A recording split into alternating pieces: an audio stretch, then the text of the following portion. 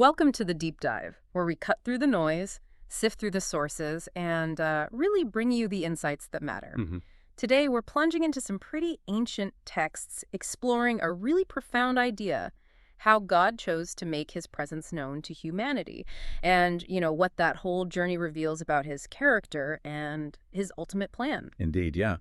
We're drawing from the tabernacle and some related materials, and we're looking beyond just the historical facts, really. Mhm. We want to uncover the enduring symbolism of divine presence, the Sabbath, and that meticulously constructed sanctuary. Yeah, right. Our mission really is to connect these ancient concepts to your life today, offer some fresh perspectives, maybe on familiar truths. Exactly. You've given us some rich sources, and our goal here is to unearth those, well, maybe less obvious, more nuanced aha Hmm. moments that deepen your understanding. This isn't just history, is it? It's a look at how these foundational ideas still resonate. So let's get started. Okay. So our sources kick off with this really striking claim that God's true character was, well, severely misrepresented. It says, Satan has clothed him with his own attributes, basically painting God as stern, unapproachable, like a shadow obscuring his real nature. Yeah, a dark shadow. But then the solution, we learn, was Christ coming to remove that shadow. Now, given how deep that misperception apparently was, what's maybe a surprising way the sources show God actively countering that image, Hmm. beyond just, saying it wasn't true. That's a really crucial starting point. And what's truly fascinating, I think, is the deliberate strategy described. It feels almost personal. Christ didn't just correct the record. He embodied the correction. He said, "He that hath seen me hath seen the Father." Right. Seeing is believing in a way. Exactly. And this wasn't just a divine announcement. It was about forging a direct relational oneness, something we could actually experience through his life, his sacrifice.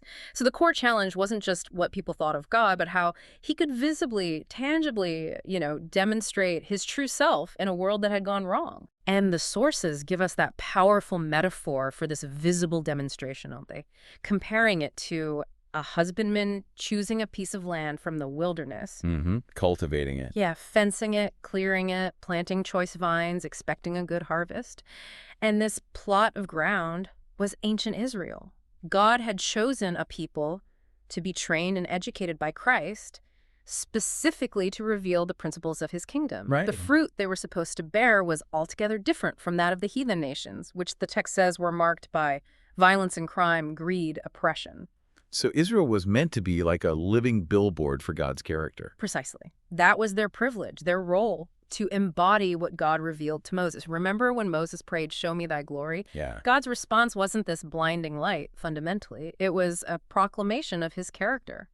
Merciful and gracious, long-suffering and abundant in goodness and truth, keeping mercy for thousands, forgiving iniquity and transgression and sin.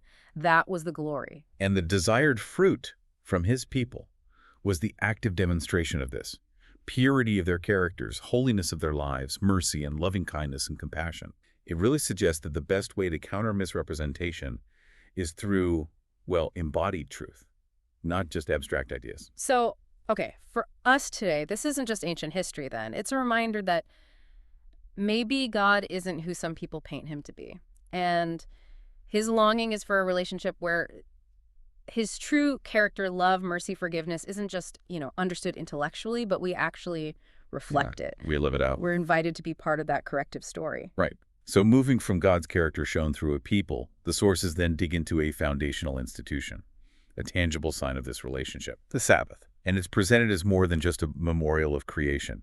It's positioned as this profound, almost radical idea, designed to keep ever present the true reason why worship is due to God, because he is the creator and we are his creatures. So way more than just a day off. The sources argue it lies at the very foundation of divine worship, teaching this great truth in the most impressive manner. And then they make that really bold assertion. Had the Sabbath been universally kept, there would never have been an idolater, an atheist, or an infidel. It's a huge claim. That is a huge claim. It suggests the Sabbath plays this fundamental role in just maintaining our grip on reality, on who God is and who we are. Absolutely. The Sabbath essentially acted as a societal differentiator back then. It marked Israel out from the idolaters around them. It was a sign between me and the children of Israel forever. But the sources push it further, don't they? Yeah, they do. They explain, as the Sabbath was the sign that distinguished Israel when they came out of Egypt, So it is the sign that now distinguishes God's people as they come out from the world Oh, okay, so it has ongoing relevance. to enter the heavenly rest. And what's really insightful here is its dual role. It's not just a memorial of creation, it's also a sign of God as the sanctifier, The sanctifier, meaning Right. meaning the one who recreates the soul in his own likeness. Yeah. So it's not just about rest, it's about active spiritual transformation. It leads to this profound oneness with him in character. Ah, I see. So it's not just remembering what God did, but it points to who he is and what he actively does in us. Exactly. The sources even list this manifold message packed into the Sabbath: God as creator, the Messiah's promise, his kingdom, salvation, judgment. It's like a whole theology packed into one day. A compressed theological statement. And Yeah. there's that beautiful saying you mentioned, more than Israel kept the Sabbath kept Israel. Mm-hmm. It Yeah. speaks to identity, doesn't it? Preservation, that connection to God's plan. It does. Which brings us to that compelling modern example you found, Fernando Joaquim J. Right, Fernando. Working at the construction company, he had this understanding up front. No work on Sabbath. Mm-hmm. Clear boundary. Then a business trip comes up for a Saturday. He declines. He knows it could mean suspension, maybe losing his job or taking a pay cut. Big consequences. Huge. But based on his convictions, Fernando chooses the pay cut. And what happens next is, well, is pretty amazing. Tell us. His boss, Alexander, he eventually reverses the decision. He says, Fernando took a pay cut because of his faith, but now we see that he is sincere, so he doesn't need to work on Saturdays. Wow, sincerity recognized. And not just that, Fernando gets a company car for work and church use, gas paid, and the boss even asks Fernando's pastor to pray for the company's prosperity. That's incredible. What a turnaround. Incredible. Fernando's conclusion: it is worthwhile to be faithful to God. There is a great reward. It just perfectly shows how sticking to a principle like the Sabbath can actually foster integrity, inspire respect, and maybe even lead to unexpected blessings. It really does. It reinforces that idea of God's active presence, his involvement. Yeah.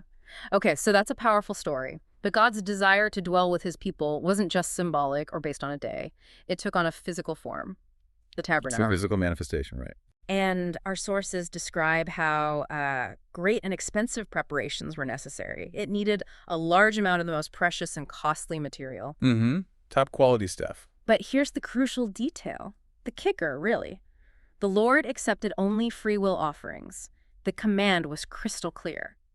Of every man that giveth it willingly with his heart, ye shall take my offering. It was all about the heart, the devotion, that spirit of willing sacrifice, not just the stuff itself. And the people's response, it was, well, extraordinary, almost overwhelming, the sources say. All the people responded with one accord. One accord, unity. Yeah, giving with such joy and abundance that Moses was told, the people are bringing more than enough. More than enough. Moses actually had to, put out an announcement, stop bringing things. He had to stop the donations. That's amazing. It is. And this collective, joyful, abundant generosity, Yeah. it's not just a historical footnote. It highlights something profound about community, shared purpose, and that spirit of sacrifice needed for God's work. Unified hearts, not just individuals doing their bit. But it wasn't just about the will to give, right?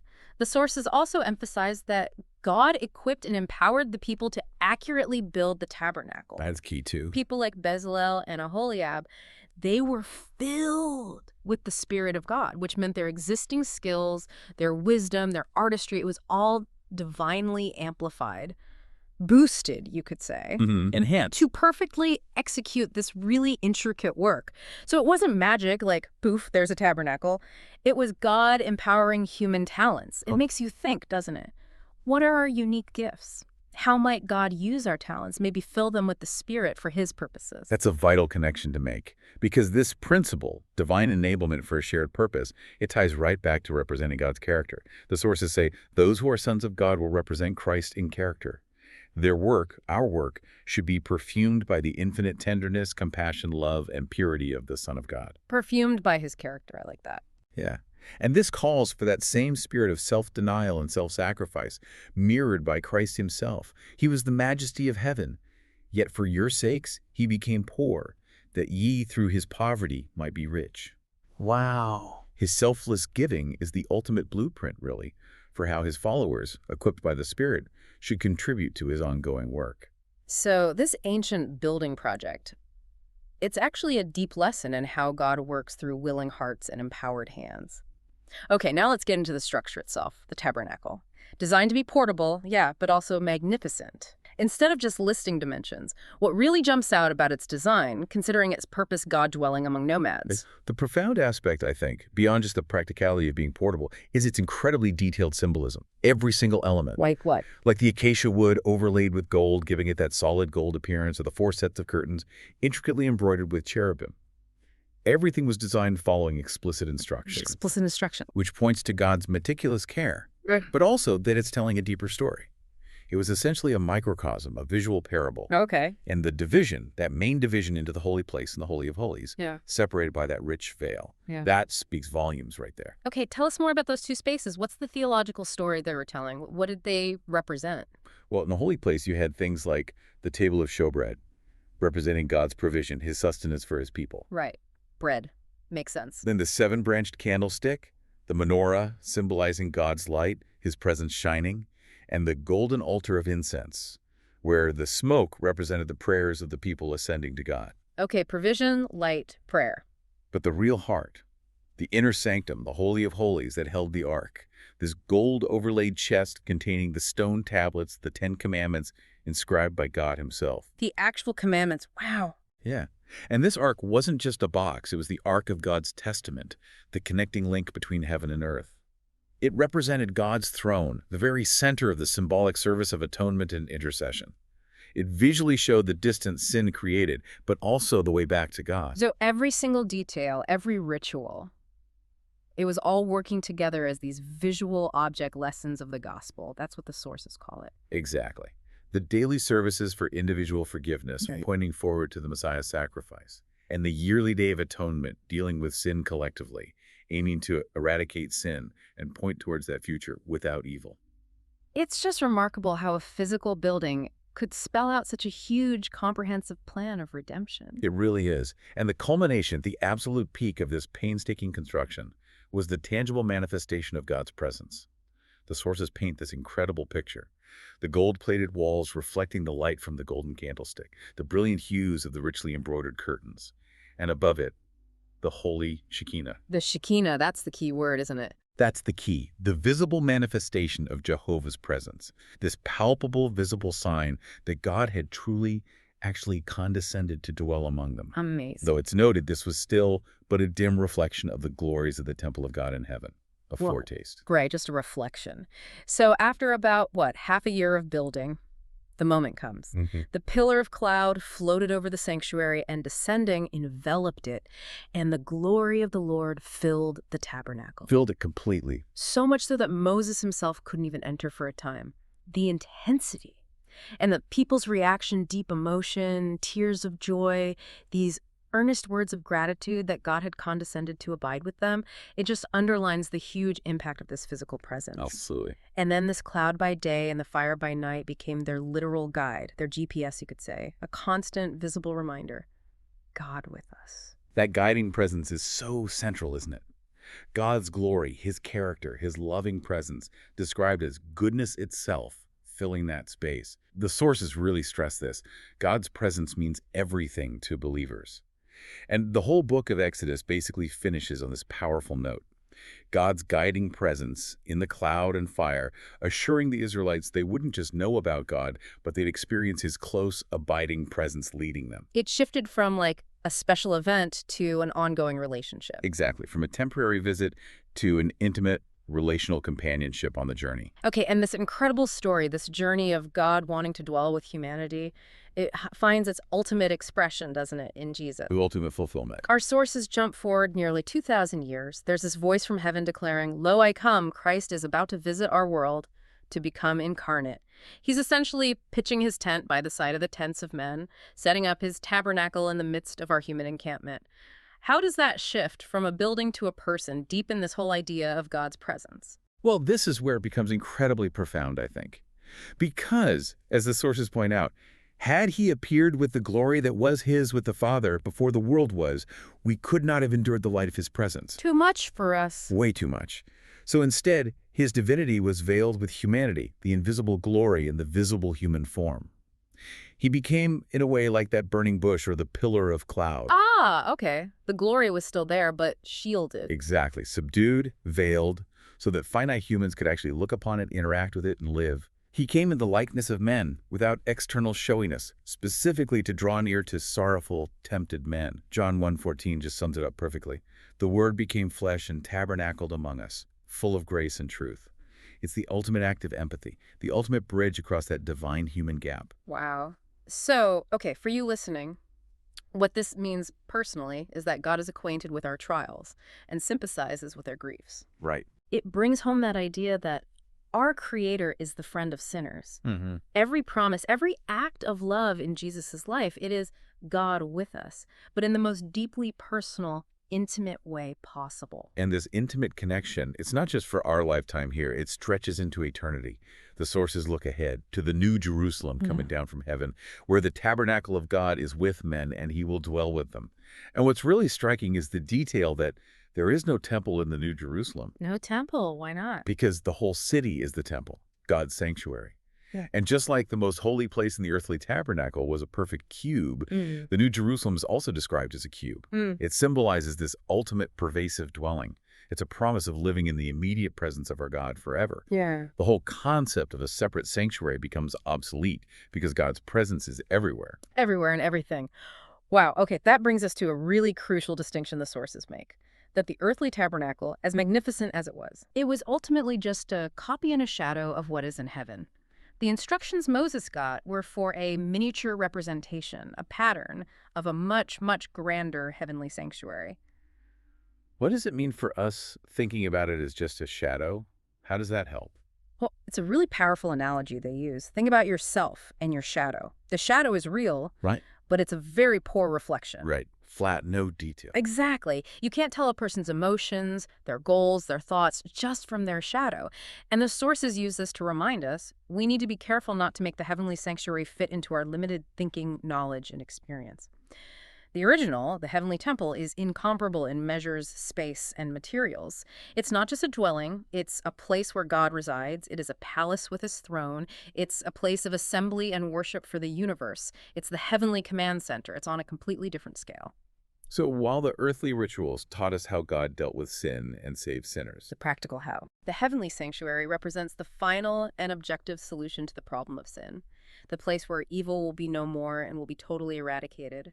It's about the ultimate universe-wide vindication of God's character, his love, his truth, his justice. exactly. So every thread we've pulled today, from that initial misrepresentation of God to his call for a people to reflect him, the Sabbath as a sign, the community building the tabernacle, Christ actually becoming the tabernacle, and finally this ultimate heavenly sanctuary. It all converges, doesn't it? On God's unwavering, persistent desire to fully deal with sin and just dwell with his people in perfect, eternal harmony and love. It's one consistent, complete story of redemption. Wow. What a profound journey we've really been on today. From, correcting those old misperceptions of God to exploring the deep symbolism of the Sabbath, the communal heart behind the tabernacle, and seeing how it all culminates in Jesus truly tabernacling with us. It's just such a testament to God's consistent, intimate desire to connect, to bridge that gap, to be God with us every step of the way. It really does crystallize that idea, doesn't it? Yeah. That God isn't distant or, stern and aloof. He's actively engaged in overcoming the separation sin created. He gives us these tangible, understandable ways to experience his presence, to reflect his character. Yeah. And ultimately, he promises a future where that presence is just complete, total, and eternal. So as you think about this deep dive, as you go about your week, maybe consider this. If that earthly sanctuary, with all its incredible wonder, was just a shadow, just a glimpse of a far, far grander heavenly reality, what deeper implications might that have for how you understand God's work right now? And how might that shape your perspective on your own life, your own walk with him today? And maybe remember, too, whether it's those willing hearts building the tabernacle centuries ago or Fernando's quiet faithfulness with the Sabbath today. Yeah. Are responses of love, of obedience. They aren't just, duties we tick off a list. They're powerful ways we actually experience and help reveal God's true character to the world around us. It's really an invitation, isn't it, to embody his love in everything you do. That's a great thought to end on. Thanks for joining us on this deep dive. Until next time, keep exploring, keep questioning, and definitely keep seeking those aha moments.